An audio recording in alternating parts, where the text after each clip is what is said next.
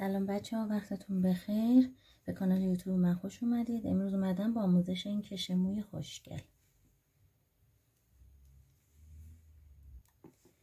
خب نیاز داریم به کش مو و کاموا.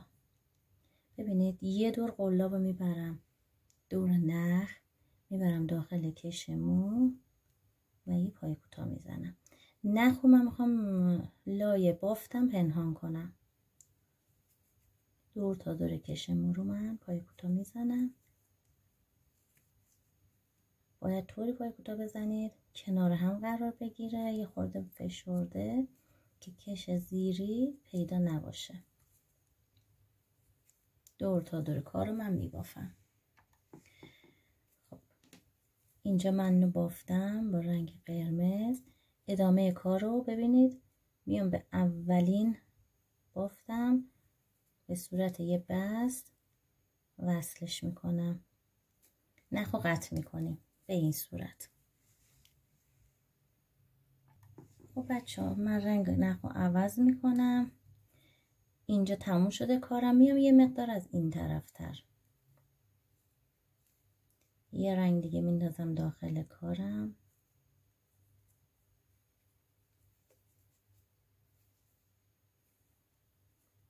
یه زنجیره میزنم. حالا باید هم این نخو هم این نخو داخل بافتم پنهانش کنم، پشت کارم تمیز باشه. الان رج دومی، دور تا دور کارم و ببینید اول 4 تا پایه 4 تا زنجیره میزنم. 1 2 3 4 تا. میام توی خونه بعدی. ببینید این گندمیایی که این سر بافتمون هستش میام داخل بافت بعدی. یه پایه بلند میزنم، یه زنجیره، میرم خونه بعدی. دوباره یه پایه بلند، یه زنجیره، یه پایه بلند. دور تا دور کار رو همینجوری من میبافم. ببینید به این صورت. اینجا من نخو قطع کردم، با یه رنگ دیگه میخوام ادامه کارم رو ببافم. خب بچه ها ببینید اینجا انتهای کارمه. یه مقدار میام عقب از اینجا، رنگ دیگه نخم رو سر میندازم. ببینید یه زنجیره میزنم. 1 2، الان با این زنجیره اولیش رو 3 تا 4 تا 4 تا باید زنجیره بزنم اول کارم. میام توی همون خونه یه پای بلند میزنم. خب بچه ها ببینید هم این نخمو هم این نخمو باید لای بافت من پنهانش کنم. الان اینو زدم، میرم تو خونه بعدی. یه پای بلند، یه زنجیره، دوباره همونجا یه پای بلند. میرم توی خونه بعدی.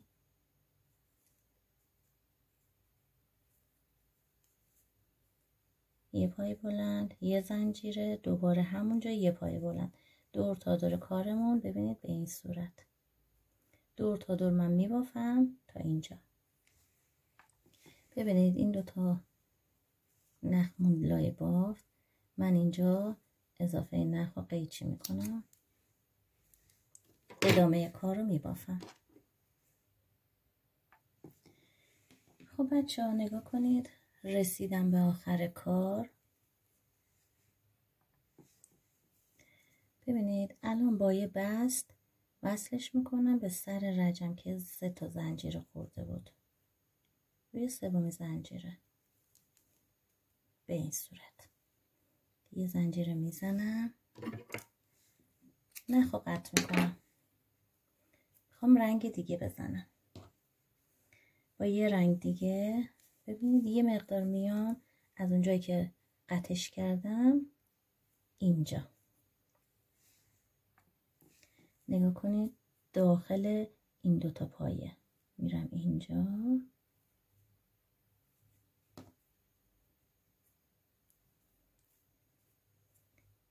یه رنگ دیگه یه زنجیره میزنم. الان من باید یه پیکوت بزنم. پیکوت چیه؟ ببینید 3 تا زنجیره میزنم، 1 2 3. میام روی زنجیره دومی یه پای کوتاه میزنم به این صورت. دوباره همون جایی که شروع کردیم یه پای کوتاه به این صورت. این دونه ما پیکوته. 2 تا زنجیره میزنم. ببینید دوباره میام داخل این 2 تا پایه، یعنی اینجا نمیرم، میرم اینجا یه پیکوت میزنم. اینجا رو دقت کنید، ببینید این 2 تا پایه رو نگاه کنید. وقتی یکی میکنم 1 2 3 میرم داخل این، نگاه کنید 1 2 نخ میگیرم پای کوتاه. پس این پیکوته. دوباره توی همون خونه یه پای کوتاه میزنم، 2 تا زنجیره. دوباره این دفعه نخ رو باید این نخی که قطع کردیم باید پنهونش کنیم. میام داخل این یه پای کوتاه میزنم، 3 تا زنجیره داخل این 2 تا پایه، نگاه کنید نخ رو میکشم بیرون، یه پای کوتاه. دوباره همونجا یه پای کوتاه میزنم، 2 تا زنجیره. دور تا دور کارم و همین بافتو میرم به این صورت، نگاه کنید. میتونید یه رنگ ببافید، میتونید مثل من چند رنگ ببافید که چند رنگ خیلی نمای قشنگتری داره. امیدوارم از این آموزش خوشتون اومده باشه. تا آموزش بعدی، خدا نگهدار.